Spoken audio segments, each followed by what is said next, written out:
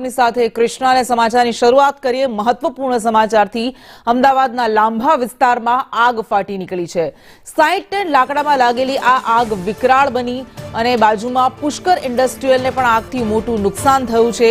Fire વિભાગની 23 ગાડીઓ હાલ આગને બુઝાવવા માટે ઘટના સ્થળે પહોંચી ગઈ છે। તો મોટા સમાચાર મળી રહ્યા છે। ખુલ્લા પ્લોટમાં પડેલા લાકડામાં આગ લાગી। 60 ટન લાકડામાં લાગેલી આ આગે વિકરાળ સ્વરૂપ ધારણ કર્યું છે। આગના ગોટે ગોટા દેખાઈ રહ્યા છે અને પુષ્કર ઇન્ડસ્ટ્રીયલને બાજુની પુષ્કર ઇન્ડસ્ટ્રીયલને પણ આગથી મોટું નુકસાન થયું છે।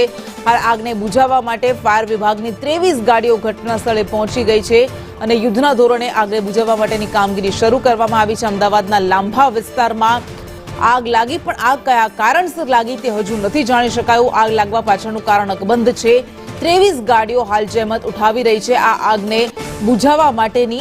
60 ટન ખુલ્લા પ્લોટમાં પડેલા 60 ટન લાકડામાં આગ ફાટી નીકળી હતી અને આગે વિકરાળ સ્વરૂપ ધારણ કર્યું।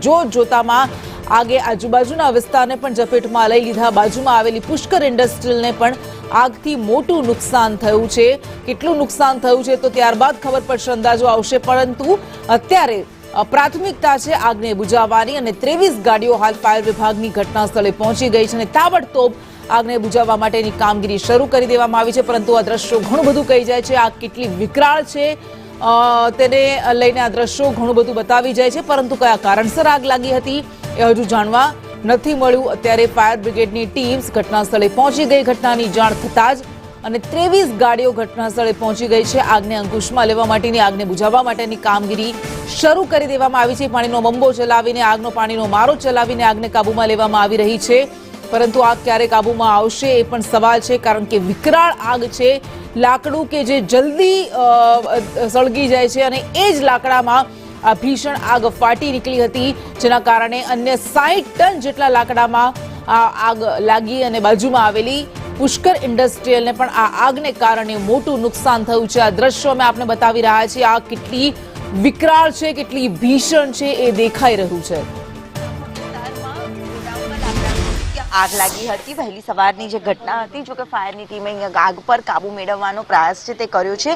10 થી પણ વધુ ગાડીઓ અહીંયા સ્થળ પર પહોંચી હતી અને આગ કયા કારણોસર લાગી તે કારણ હજી અકબંધ છે। જો કે સદનસીબે વહેલી સવારની ઘટના હોવાના કારણે કોઈ જાનહાનિ થતા અટકી હતી। ત્યારે ફાયર અધિકારી આપણી સાથે છે, ઓમ જાડેજા, એમની સાથે જ વાત કરીએ। સર, કયા પ્રકારની આગ હતી અને આગને લઈને કોઈ જાનહાનિ થઈ છે કે કેમ અને આગનું કારણ શું છે? અમદાવાદ મ્યુનિસિપલ કોર્પોરેશનના કમાન્ડ કંટ્રોલ રૂમ ઉપર સવારે 4 ને 5 કલાકે એક કોલ મળ્યો હતો, જેમાં લાભા વિસ્તારમાં આવેલ ખજૂરી કુવા પાસે એક ખુલ્લા પ્લોટમાં ટિમ્બર સ્ટોરેજ કરેલું છે તેવી પ્રાથમિક માહિતીના આધારે નજીકના ફાયર સ્ટેશનો પરથી first response vehicle, command control vehicle ઘટના સ્થળ પર આવે છે। હાલમાં આશરે 23 જેટલા ફર્સ્ટ રિસ્પોન્સ વ્હીકલો ઘટના સ્થળ પર છે। સદનસીબે કોઈ જાનહાનિ કે ઈજા થવા પામી નથી અને હાલમાં 3 અલગ અલગ જગ્યાએથી ફોર્સેબલ એન્ટ્રી લઈને ફાયર ફાઇટિંગ ચાલુ છે। પ્રાથમિક માહિતી મુજબ જાણવા મળ્યું છે કે સનશાઇન હેન્ડીક્રાફ્ટ નામની એક ટિમ્બર સ્ટોરેજ કંપની છે, જેની અંદર વહેલી સવારે અજાણ કારણોસર આગ લાગેલી હતી। નજીકમાં જ આવેલા પુષ્કર ઇન્ડસ્ટ્રીયલ એસ્ટેટમાં 10 જેટલા શેડોમાં પણ આના પ્રપોગેશનના કારણે ફાયરથી નુકસાન પહોંચ્યું છે। હાલમાં એ બાબતની તકેદારી રાખવામાં આવી રહી છે કે નજીકમાં આવેલા એલપીજી ડિસ્ટ્રીબ્યુશન સેન્ટર છે એચપીનું, તેમજ નજીકના ઇન્ડસ્ટ્રીયલ શેડની અંદર બીજા ભયજનક અને હઝાર્ડસ મટીરિયલ સ્ટોરેજ છે, જ્યાં ફાયર પ્રપોગેટ ના થાય તે બાબતનું ખાસ ધ્યાન રાખી લેવામાં આવ્યું છે। છેલ્લા 2 કલાકથી સતત ફાયર ફાઇટિંગ કરીને પરિસ્થિતિ કંટ્રોલમાં આવી ગઈ છે। કોઈ જાનહાનિ કે ઈજાનો રિપોર્ટ હાલમાં થયો નથી। જરૂર, એટલે રાહત એ છે કે આગ લાગી હતી પરંતુ કોઈ જાનહાનિ થઈ નથી। પરંતુ આગ લાગવાનું કારણ છે જે હજી પણ અકબંધ છે, પરંતુ આજુબાજુની જે ઇન્ડસ્ટ્રીઝ વિસ્તાર આવેલો છે ત્યાં આગ ન પહોંચે તે માટેનો પૂરતો પ્રયાસ છે જે ફાયરની ટીમ દ્વારા કરવામાં આવી રહ્યો છે। કેમેરામેન મનીષ માળિયા સાથે દિવ્યા ચૌહાણ, સંદેશ ન્યૂઝ, અમદાવાદ।